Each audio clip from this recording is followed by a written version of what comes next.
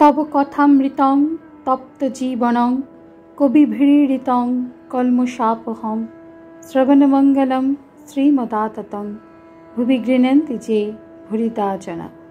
নমস্কার, অমৃতবাণী চ্যানেলে আপনাদের সকলকে স্বাগত। শ্রী শ্রী ঠাকুর, মা ও স্বামীজির রাতুল চরণে শতকোটি প্রণাম জানিয়ে শুরু করছি আমাদের আজকের পাঠ। 1884 জুন, বিংশ পরিচ্ছেদ। ঈশ্বর দর্শন জীবনের উদ্দেশ্য, তাহার উপায়। ঐশ্বর্য ও মাধুর্য, কেহ কেহ ঐশ্বর্য জ্ঞান চায় না। ঠাকুর কিয়ৎক্ষণ চুপ করিয়া আছেন, আবার কথা কহিতেছেন। শ্রীরামকৃষ্ণ: ঈশ্বর কল্পতরু, তার কাছে থেকে চাইতে হয়, তখন যে যা চায় তাই পায়। ঈশ্বর কত কি করেছেন, তার অনন্ত ব্রহ্মাণ্ড, তার অনন্ত ঐশ্বর্যের জ্ঞান আমার দরকার কি? আর যদি জানতে ইচ্ছা করে, আগে তাকে লাভ করতে হয়, তারপর তিনি বলে দেবেন। যদু মল্লিকের কখানা বাড়ি, কত কোম্পানির কাগজ আছে, এসব আমার কি দরকার? আমার দরকার জো শো করে বাবুর সঙ্গে আলাপ করা, তা পগার ডিঙিয়েই হোক, প্রার্থনা করেই হোক, বা দারবানের ধাক্কা খেয়েই হোক। আলাপের পর কত কি আছে একবার জিজ্ঞাসা করলে বাবুই বলে দেয়। আবার বাবুর সঙ্গে আলাপ হলে আমলারাও মানে। সকলের হাস্য। কেউ কেউ ঐশ্বর্যের জ্ঞান চায় না। সুরির দোকানে কত মন মদ আছে, আমার কি দরকার? আমার এক বোতলেতেই হয়ে যায়। ঐশ্বর্য জ্ঞান চাইবে কি? যেটুকু মদ খেয়েছে তাতেই মত্ত। জ্ঞানযোগ বড় কঠিন, অবতারাদি নিত্য সিদ্ধ। ঠাকুর বলছেন, ভক্তিযোগ, জ্ঞানযোগ এ সবই পথ। যে পথ দিয়েই যাও তাকে পাবে। ভক্তির পথ সহজ পথ, জ্ঞান বিচারের পথ কঠিন পথ। কোন পথটি ভালো অত বিচার করবার কি দরকার? বিজয়ের সঙ্গে অনেকদিন কথা হয়েছিল। বিজয়কে বললাম, একজন প্রার্থনা করত, হে ঈশ্বর, তুমি যে কি কেমন আছো আমায় দেখা দাও। জ্ঞান বিচারের পথ কঠিন। পার্বতী গিরিরাজকে নানা ঈশ্বরীয় রূপে দেখা দিয়ে বললেন, পিতা, যদি ব্রহ্মজ্ঞান চাও সাধু সঙ্গ করো। ব্রহ্ম কি মুখে বলা যায় না। রাম গীতায় আছে, কেবল তথস্থ লক্ষণে তাকে বলা যায়। যেমন গঙ্গার উপর ঘোষপল্লী, গঙ্গার তটের উপর আছে এই কথা বলে ঘোষপল্লীকে ব্যক্ত করা যায় না।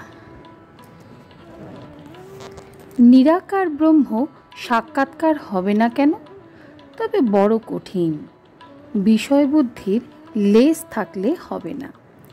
ইন্দ্রিয়ের বিষয় যত আছে, রূপ, রস, গন্ধ, স্পর্শ, শব্দ, সমস্ত ত্যাগ হলে, মনের লয় হলে, তবে অনুভবে বোধে বোধ হয় আর অস্তিত্ব মাত্র জানা যায়। পণ্ডিত: অস্তিত্বোপলব্ধ ইত্যাদি। শ্রীরামকৃষ্ণ: তাকে পেতে গেলে একটা ভাব আশ্রয় করতে হয়। বীর ভাব, সখী ভাব বা দাসী ভাব আর সন্তান ভাব। মণি মল্লিক: তবে 8 হবে। শ্রীরামকৃষ্ণ: আমি সখীভাবে অনেক দিন ছিলাম। বলতাম, আমি আনন্দময়ী ব্রহ্মময়ীর দাসী। ওগো দাসীরা, আমায় তোমরা দাসী করো, আমি গরব করে চলে যাব, বলতে বলতে যে আমি ব্রহ্মময়ীর দাসী। কারু কারু সাধন না করে ঈশ্বর লাভ হয়, তাদের নিত্য সিদ্ধ বলে। যারা জপতপাদি সাধন করে ঈশ্বর লাভ করেছে তাদের বলে সাধন সিদ্ধ। আবার কেউ কৃপা সিদ্ধ। যেমন 1000 বছরের অন্ধকার ঘর প্রদীপ নিয়ে গেলে এক্ষণে আলো হয়ে যায়। আবার আছে হঠাৎ সিদ্ধ। যেমন গরিবের ছেলে বড় মানুষের নজরে পড়ে গেছে, বাবু তাকে মেয়ে বিয়ে দিলে, সেই সঙ্গে বাড়ি ঘর বাড়ি দাস দাসী সব হয়ে গেল। আর আছে স্বপ্ন সিদ্ধ, স্বপ্নে দর্শন হলো। সুরেন্দ্র সহাস্যে, আমরা এখন ঘুমুই, পরে বাবু হয়ে যাব। শ্রীরামকৃষ্ণ সহস্নেহে, তুমি তো বাবু আছোই, কয়ে আকার দিলেই কা হয়, আবার একটা আকার দেওয়া বৃথা, দিলে সেই কাই হবে। নিত্য সিদ্ধ আলাদা থাক, যেমন অরণি কাষ্ঠ, একটু ঘষলেই আগুন, আবার না ঘষলেও হয়। একটু সাধন করলেই নিত্য সিদ্ধ ভগবানকে লাভ করে, আবার সাধন না করলেও পায়। তবে নিত্য সিদ্ধ ভগবান লাভ করবার পর সাধন করে, যেমন লাউ কুমড়ো গাছে আগে ফল হয়, তারপর ফুল।